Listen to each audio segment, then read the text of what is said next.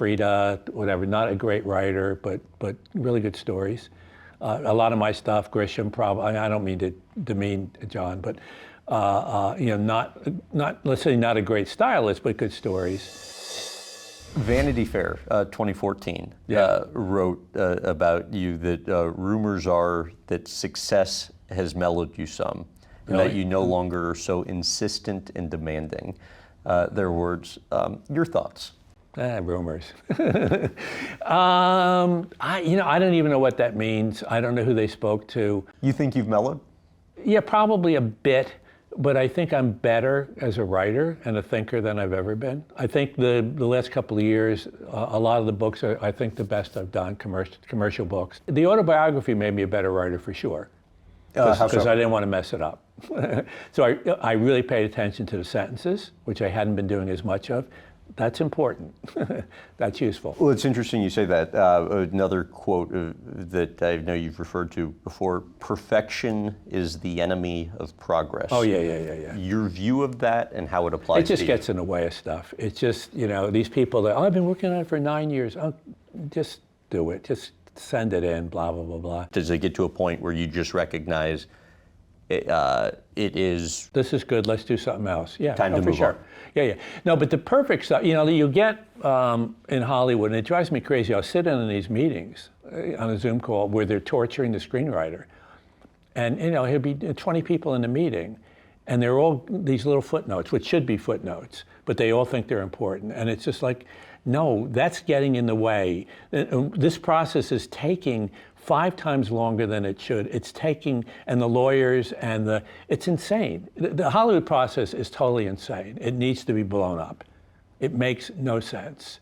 It should be it should be a limited number of people involved at the studio level, at the production level. It doesn't get better because you had 10, 12, 15 people in there, and they all have to, look like they know what they're talking about. So that's a mess. I was talking to your buddy, famed writer also, Mike Lupica, famed yesterday. In his own head. Yeah, he told me working with you is a masterclass in storytelling. He pointed out one of the things he finds most remarkable about you is that you know the finish line from the start. What's the writing process entail for you? Well, I know what the core is. I know what the core of the story is. I interviewed Michael Connelly. He's a very good mystery writer. And Michael said, I have a hunch about the story. I'm doing a thing with Mr. Beast now, and I kind of know a novel, and I kind of know it has the pieces. I know it has the parts. I know it. I'm not sure exactly how it's all going to go, but I know I have it. And the ending could change, but I know what the. I'm doing a book, I think it's this year, The First Nazi, which is a Hitler historical, and it's a really cool thing. It's a story that I'm not going to reveal it here, but it's a story that hasn't been told about Hitler, which is a mind blower. And I know I have the parts, I know I have the pieces. Occasionally, and I know I have the voice. That's another thing. People would think my voice is short chapters. That's not a voice. Short chapters just recognizes that a lot of people don't have a lot of time. And it can really help the pace of things. We just keep chugging along and, It's scenes. It's like scenes in a movie for me. And if everybody wrote that way, it'd be a disaster, but they don't. Although a lot of people have ripped me off, but that's okay. Rip away. Yeah, I feel honored by that, sure. They steal plots from the books out in Hollywood. There are 2 on the air right now. I go like, oh my God, I can't believe they stole the plot. You go after them? No, because it's hopeless. You were doing one of your book tours with Lupica. Yeah. You guys do a week a year or whatever it is. You're staying at some inn on the Jersey Shore. The 2 of you are going for a walk with your wife, Sue. At some point, you're like, I've had enough of this. Oh, yeah. This was crazy. By the time he got back, you had your next book. It was raining like hell. It was awful. And they go, you want to go for a walk? I go, no. Come on. All right, fine. So we all go around. And it really is raining like crazy. So we walk about 100 yards or something toward the ocean. I go, you know what? You guys go. I'm already soaked, and I don't need this.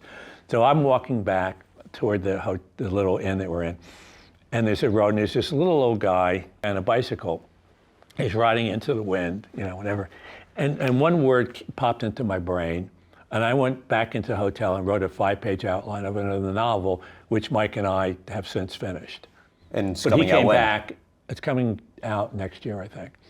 But he came back and I said, you got to read this outline. It's really cool. And you always have a white legal pad and a number 2 pencil. White or yellow, yes. From idea to turning it into a book entails what? Outline. I'm a huge outliner. Interestingly, in my interviews, like Mike Connolly is not an outliner, Baldacci is not an outliner, but I am. Why? I just, every chapter, boom. I just did one, it's 90 chapters or 90 paragraphs, which gives you the idea for what that chapter is supposed to, what's going to drive that chapter. But I'm not a slave to it. And almost invariably, the ending changes. And as you're writing, certain characters get more interesting. Or I was going to kill the bad guy, but I really like this bad guy. He's going to make it through here somehow. I love figuring out the story, and I have so many of them. Upstairs, there's a pile of gold with the clever ideas on it. It's about thick. And that's where sometimes I'll have an idea and I'll start to write the outline and go, I can't make the story work. If you tell a good story, you don't necessarily have to be a great writer. Frida, whatever, not a great writer, but really good stories. A lot of my stuff, Grisham, probably, I don't mean to demean John, but not let's say not a great stylist, but good stories. When the outline those like 50 to 80 pages, yeah. Why then hand it off to a co-author? I can't do them all. I can't do 9 novels. I can do 1 or 2 a year. And which is an extraordinary That's a lot, amount. Yeah. The criticism of you that you wrote about in your memoir, when people bring up my practice of writing with co-authors, they usually aren't thinking nice thoughts. What are they thinking in your mind? Look, if we're ever going to save this world, it's going to be because we learn to collaborate. Sistine Chapel, 20, 30, whatever, really good painters doing the Sistine Chapel. Most music, films, collaborative, and fiction. It doesn't have to be all the time. Stephen King has collaborated in the past. Advertising is all collaboration. Tends to be writer, art director, maybe producer. So that was in terms of this works pretty well. But once again, if it's not for somebody, it's not for somebody. But mostly people just, well, that's not the way I do it. Well, okay, so what? You do it the way you do it. That's fine. Why do you think you've been able to make it work so well? I think a piece of it was in the advertising. I experienced that the collaboration can be just fine, so I wasn't afraid of it. And then the first one, actually, a friend of mine, Peter DeYoung, and we wrote Miracle on the 17th Green, a short book. And we had finished a round of golf, and we were just shooting the breeze. And I said, I have this idea for this story, and I blah, blah, blah. I said, you want to write it together? And it was fun. It was fun. It worked out well. And both of our strengths. Peter's I'm a better storyteller. He's a better stylist. So the novel worked pretty well.